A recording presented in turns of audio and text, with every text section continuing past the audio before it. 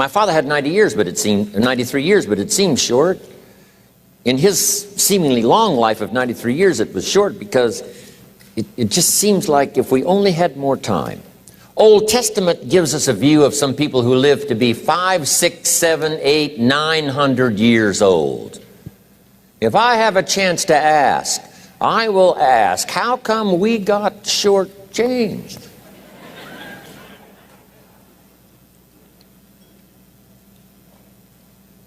Wouldn't that be a good question if you had a chance to ask? Imagine 700, 800, 900 years to watch generation after generation after generation after generation stay healthy and well. I mean, you gotta be healthy to make it to 900. You gotta take your vitamins.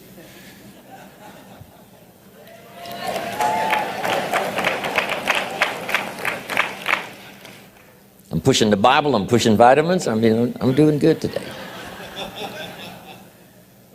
So, the key is time is precious. Now let me give you Bill Bailey's description of time. Life is not just the passing of time. Life is not just the passing of time. Life is a collection of experiences, their frequency,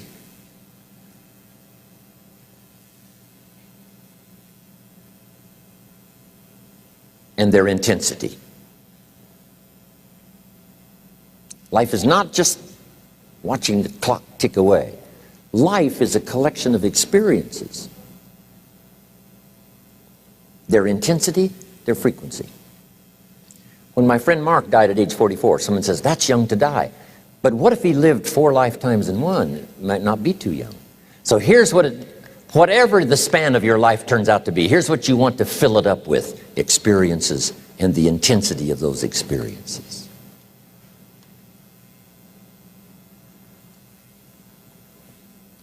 But now let's talk about the management of time. Here's one of the best ones. We covered earlier, when should you start building this hotel? Answer: as soon as you have it finished. Now jot this one down on time management. When should you start the day? As soon as you have it finished. Plan the day the best you can, leaving plenty of room for improvising and surprises and all the stuff that happens during the course of the day. But if you've planned a good, productive day, now you start that day, you can't believe how much more valuable your time will be. Don't start the day until you have it finished. Now here's the next one. Don't start the week until you've had it finished. Now to lay out a week is a pretty good challenge. Next, don't start the month until you have it finished. The places to go and the people to see and the productivity and the sales and the customers and the development and all the rest of what you want to accomplish during the course of 30 days. Don't start the month till it's finished. And then here's the big one. This is really challenging. Don't start the year until you have it finished. To the best of your ability. It can't be finished like minute by minute. But in terms of the sweep of what you want to accomplish in the year 2002, make sure that that's set and ready to go by the time January 1st rolls around. And it might get all upset, and it might get torn up, and you do a new one. You make so much progress the first 90 days that now you've multiplied it all by 2, by 3. Because that happened to me. I thought, wow, this is going to be a great year. By the time I'd finished the 3rd month, I'm rolling, I'm soaring. So many things are happening, I revised my whole year's plan. Okay. Now, jot this down. Approaches to the management of time. Here's the first one. Ignore the subject. I mean, that's good advice. Don't let anything overly bug you. Because remember now, you don't have to do anything. Someone says, well, I got to get a handle on my time. The answer is no, you don't. If you want to let it all go, you can let it all go. I mean, this is good advice. Somebody says, you ought, you ought, you ought. Jot this down. Ignore all the you oughts or you should. Only if they're giving general information. We should. It's better to say if you're teaching, we should. Not you should, we should. Then you let me listen in without it being too confrontational. If everyone did this, see, that'd be great. And then you give a person a chance to choose to do it or not to do it. But when you start the you ought, now see if I don't, now see we got some tension and maybe some problems. So you oughts seem to always create problems. When you're talking to your kids, you say, no, if kids would do this, not always saying if you did this, life would be better. But if kids did this, life would be better. It's like making a little talk and letting them listen in. And then it's a little less confrontational. It gives us a choice. In one of my seminars, here's what I teach. All life form strives to the max of its potential except human beings. All life form strives to the max of its potential except human beings. How tall will a tree grow? As tall as it possibly can. You never heard of a tree growing half as high as it could. No, trees don't grow half. A tree drives its roots as deep as it can, reaches as high as it can, produces every leaf it can, every fruit it possibly can. To the max. Every life form strives to the max, except human beings. Now, why not human beings? Jot this down. You've been given the dignity of choice. You're not a robot. You don't have to repeat this year the same as last year. You can tear up last year's plan, develop a new plan.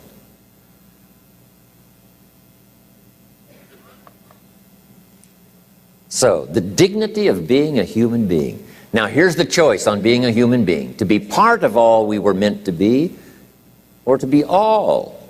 To strive for all, or half, or part, or some. The choice is up to you. To develop one skill or 10 skills. Someone says, well, I'd be happy with just one more language. Well, some say, hey, I'm going to learn 6 or 7. And this is all a matter of choice. And when someone says, no, you ought to learn 4, you got to resist all that. Because this is personal dignity. And you don't want to destroy someone's dignity by doing all the oughts, and then they feel reluctant to do it. Now we've got problems. So if you want to, just ignore this subject on time management. Now here's the next one. Step down to something easier.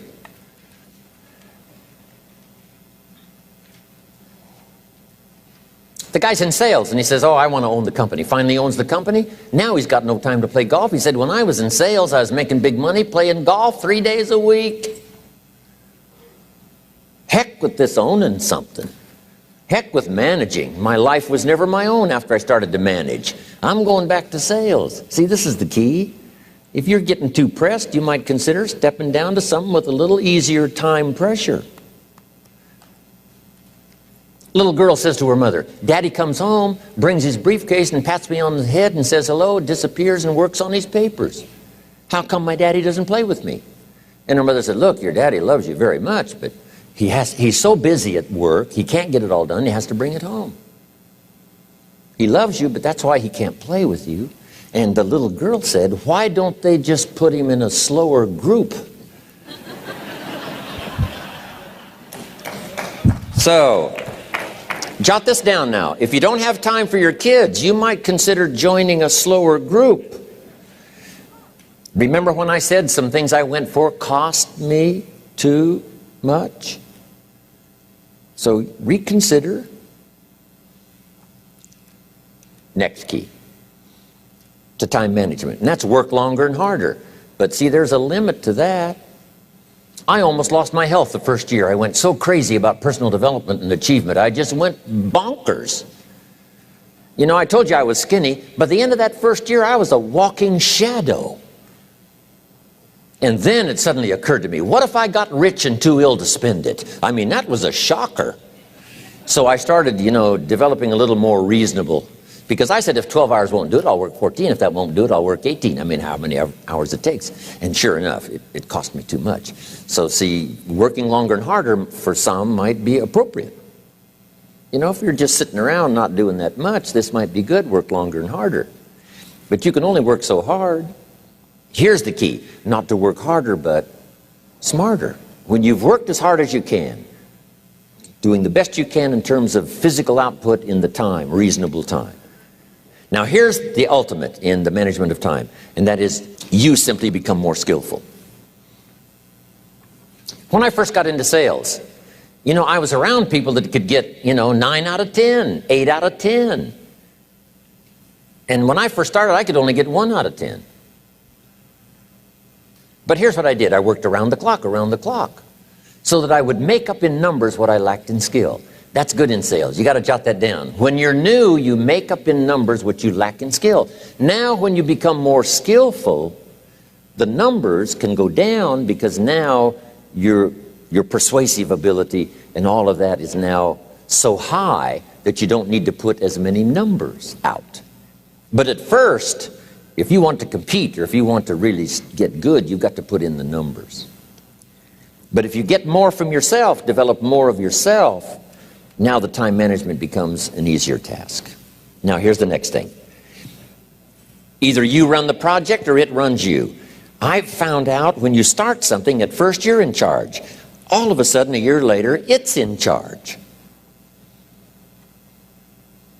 Some of the companies I started, I'm telling you, I'm in control. A couple of years later, I'm out of control.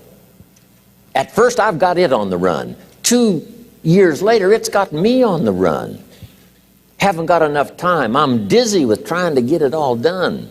So here's part of the key, and that's to get in charge. Say, I'm going to take charge of my health. One of my albums is entitled, Take Charge of Your Life. Take charge of your time. Take charge of your resources, which we're going to talk about next. Take charge of your health. You're the one that's responsible for it. It's not a requirement of society that you not have a heart attack and take care of your family. That's not a requirement of society, but you must make it a requirement of yourself. Society doesn't require that you build a financial wall around your family nothing can get through. That's not a requirement of society. It's a requirement you impose on yourself to build a financial wall around your family nothing can get through. So impose on yourself this self-development of being in charge, taking charge of your life and your health and your future and your responsibilities and all the rest. Next, reasonable time is enough time to achieve all of your goals. Just jot that down. Reasonable time is enough time. I had to learn that. Reasonable time is enough time. Here's why. It's not the hours you put in, it's what you put in the hours. If you start depositing greater ideas into the hours you've got later than now, I'm telling you, later you can't believe the productivity that will flow. The ideas you can't think of now, a year from now, they'll start to flow. And when you deposit those ideas in the hours you've got, productivity multiplies by 2, 3, 5, 10. Next, time management essential. We've already covered the first one, a written set of goals. And then do priorities on your goals. What's important this week? What's important this month? Here's the next one. Often review. Just go over your goals to make sure that your list is working for you. It's got you inspired. It's got you turned on.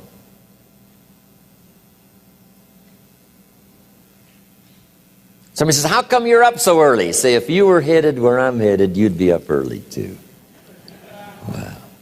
If you were going to meet who I'm going to meet, you'd be up early. If it was going to stack up for you like it's stacking up for me, you'd be getting up early. Wow.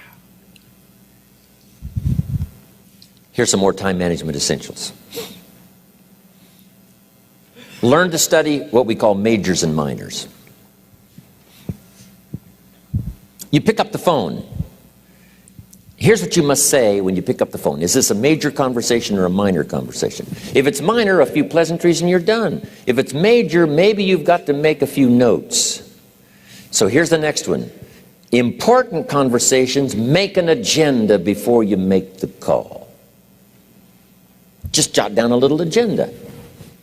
It's so easy now to just talk out of your head. Did you ever hear a conversation end like this? Let's see, there was something else. See, you don't look that swift. I can't think of it right now. I'll call you back. See, you look a little incompetent. Let's see, there was something. It escapes me right now. Really? So have you got this now? Make an agenda before you make a call if it's an important call. Now later that saves you all kinds of stuff. You call John in, the salesman, and say, John, remember those 4 things we went over? He said, no, we didn't talk about that. And then you pull out your daytime or whatever, and there's the list you made when you made the call. He said, oh yes, seems like I do remember. And you've got him with your list. If it's just, salespeople especially can talk you out of what's in your head. It's true. No, we didn't talk about that. And if you don't have a little proof, I'm telling you, it's gone. So make an agenda before you make a call. So what's major, what's minor? Now here's the key on this. Don't major in minor things. If you take up major time to do minor things, I'm telling you, you'll be behind the curve constantly. Here's what we learn in sales training. What's major time and what's minor time? Here's minor time, thinking about prospects. Here's minor time, making lists of prospects.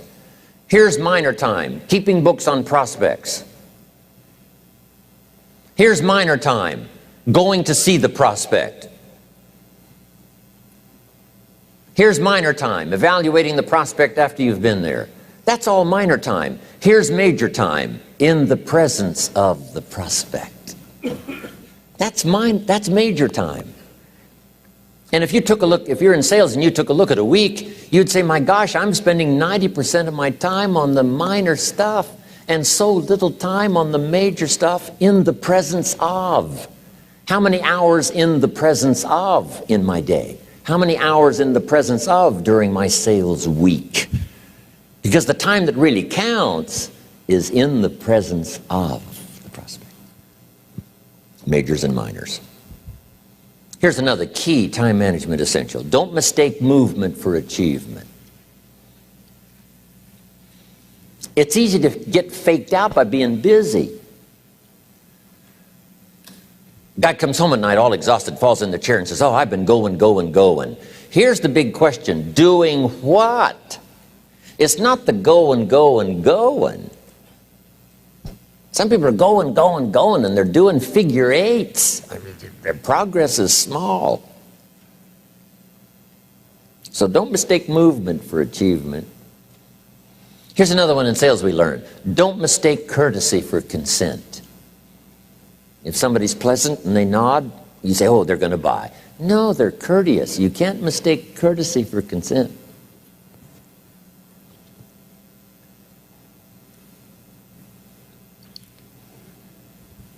Now here's a big one, concentration. I had to learn this. All those years ago, I'm in the shower trying to compose a letter. Found it turns out to be a strange letter. So here's what I learned to do. Save the work till you get to the office. Save the work till you get to the work. Don't try to get to the office on the way to work. On the way to work, enjoy the way. In the shower, enjoy the shower. Then go to work when you get to work. I found this to be helpful. Concentration. Here's another big one. Learn to say no. I'm telling you, in such a social society we have now, it's so easy to try to be a nice person, saying yes, yes, yes to everything. Find yourself overloaded. Now you got to call and make the, well, gosh, you know, all the time it takes to back out of something that you said yes to too quickly. Here's what might be better. I don't think so, but if that changes, I'll call you. Little things you can use not to overcommit yourself. My friend Ron Reynolds says, don't let your mouth overload your back. It's a good one. Now here's a big one on time management. When you work, work. When you play, play. Don't mix the two. Don't work at play. I used to take my family to the beach and I would bring my briefcase.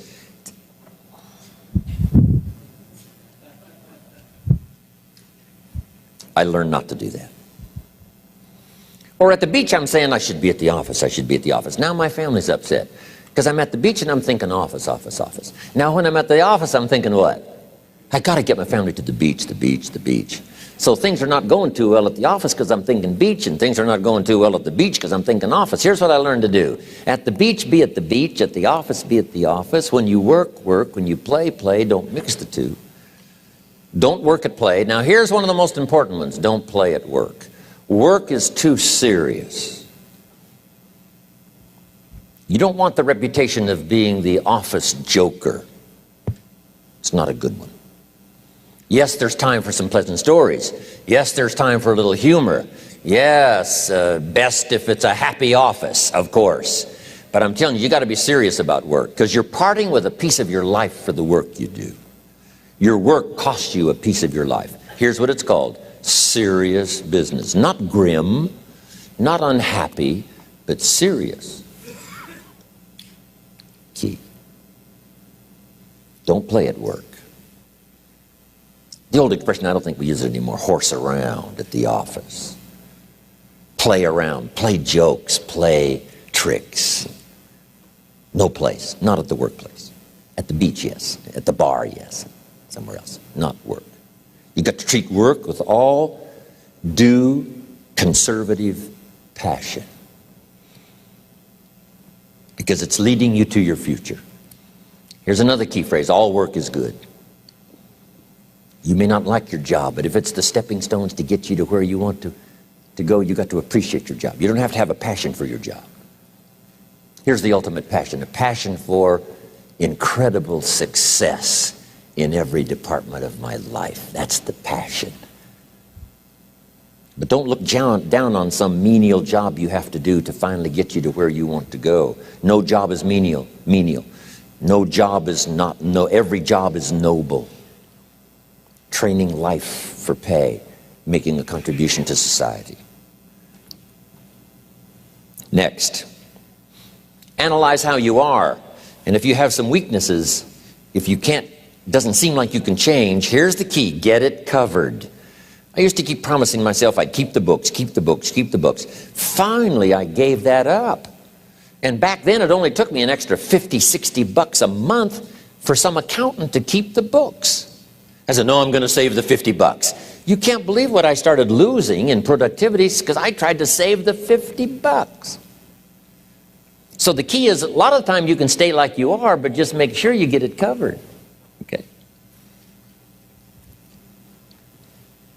Next, beware of the telephone and all other systems of communication, especially the telephone at home and systems of communication at home.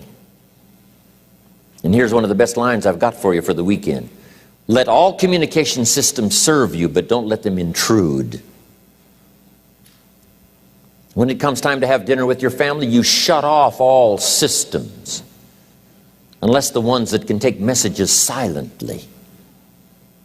Don't let the phone ring.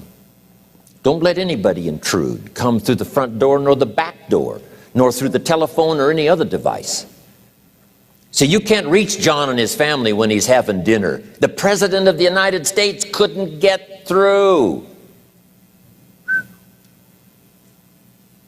If you develop that kind of a reputation, father, mother, when we have dinner, when we're visiting and have this time with our family, nothing intrudes.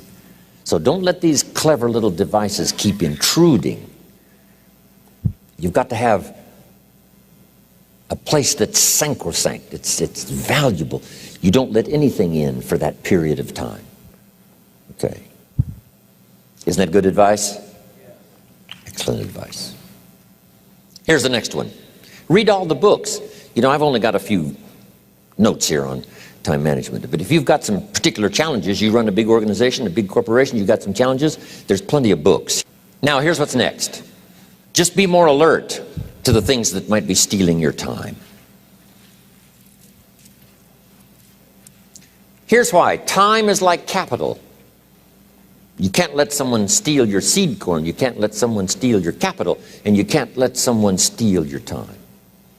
You must designate your time. And some of the time that you designate, you must not let anyone steal. Casual time, you might let someone intrude and steal a little bit and take a little bit, but not serious time. Key. Next, one of the great time management savers is to learn to ask questions up front. Sometimes you talk to somebody for an hour, and then you ask questions and find out if you would have asked those questions up front, you could have saved yourself an hour. Asking questions up front helps you to get to the problem now.